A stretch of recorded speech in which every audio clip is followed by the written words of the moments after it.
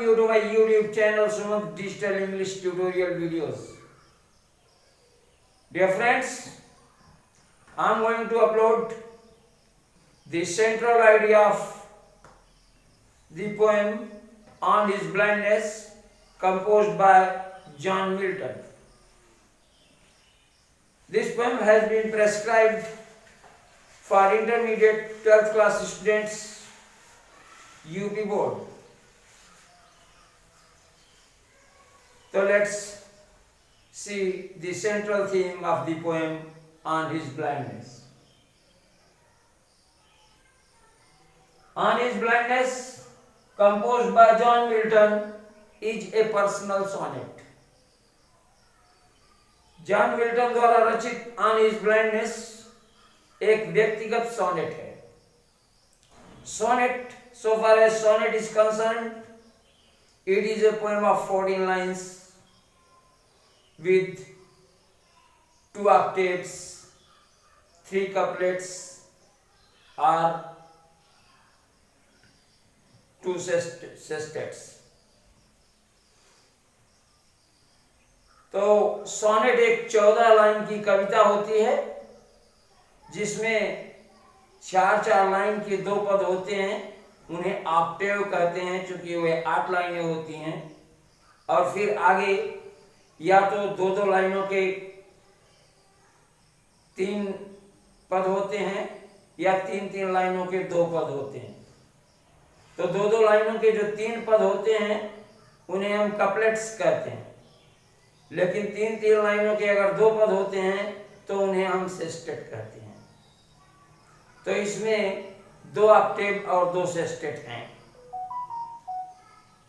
John Milton ने इस कविता में जो राइमिंग स्कीम रखी है वो है A B B A E F E. तो देखिए ये ऑक्टेव हो गए और ये सेस्टेट हो गए. कहने का मतलब यह है कि कविता की पहली पंक्ति कविता की चौथी पंक्ति से मैच करती है, राइम करती है, जबकि दूसरी पंक्ति तीसरी पंक्ति से राइम करती है. इसी तरह से आगे भी पहली पंक्ति चौथी पंक्ति से मेल खाती है और दूसरी तीसरे से मेल खाती है. फिर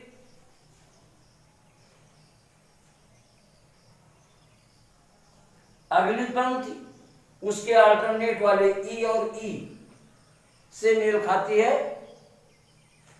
जितने भी ई हैं, 4 ई हैं, ये चारों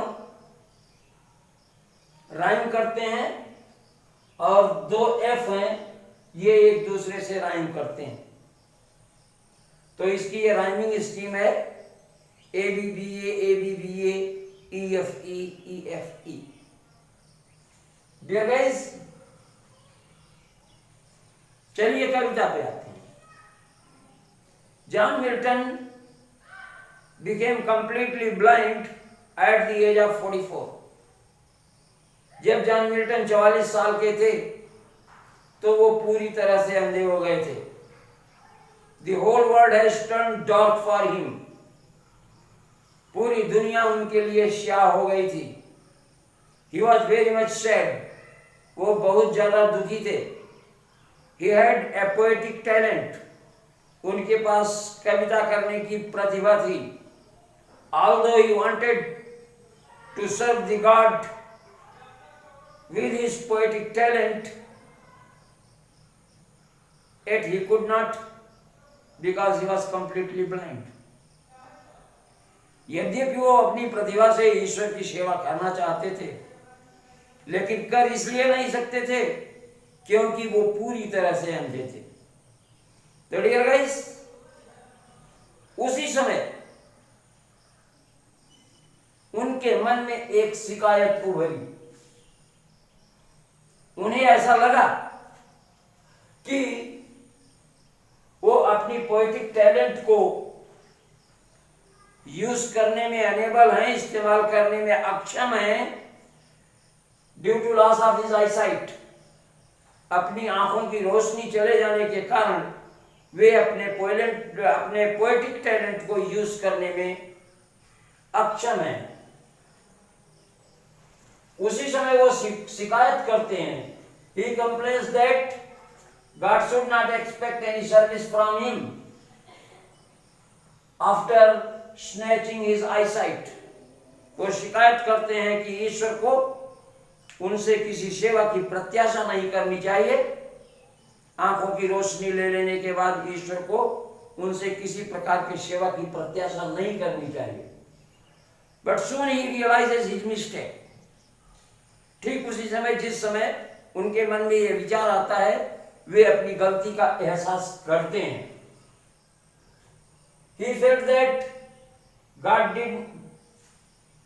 did not need any return from the man for his gifts he gave to them।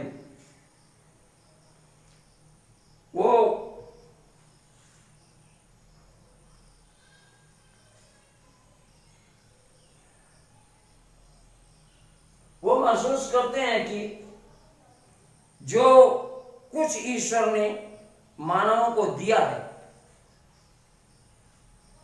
उसको उनसे लेने की ईश्वर को आवश्यकता नहीं है। Those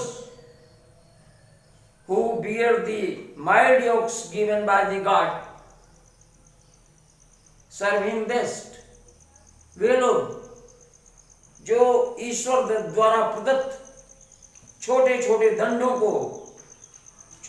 दंड को सहर्ष स्वीकार करते हैं, वे ही ईश्वर की सर्वोत्तम सेवा करते हैं। और अगर दूसरे शब्दों में कहा जाए तो complete submission to the desire of God is the best service for him. अगर हम अपने को पूर्ण रूप से ईश्वर के अधीन कर लेते हैं, ईश्वर की शरण में चले जाते हैं, तो यही उनकी सर्वोत्तम सेवा होती है। Dear guys, personification figure of speech का बड़े ही सुंदरता के साथ कवि महोदय ने प्रयोग किया है। उन्होंने धैर्य का मानवीकरण किया है। In order to prevent the complaint, the patience of John Milton advised him soon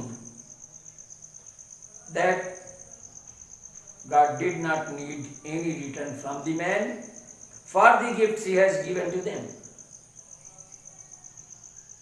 तो वो उनका धैर्य उनको कहता है कि ईश्वर द्वारा मानवों के प्रदत्त उपहारों को लौटाने की ईश्वर को कोई जरूरत नहीं है। इनफैक्ट बाइबल में भी एक कहानी है जो इसे जस्टिफाई करती है, और उस कहानी से ही लेखक महोदय, कवि महोदय थोड़ा भयभीत हुए थे। तो कहानी सारांश में यूं है कि there was a lord was going out and gave his 3 attendants 10, 5 and golds of bag and 1 to the third। उसके 3 अनुचर होते हैं। तीनों अनुचरों में पहले को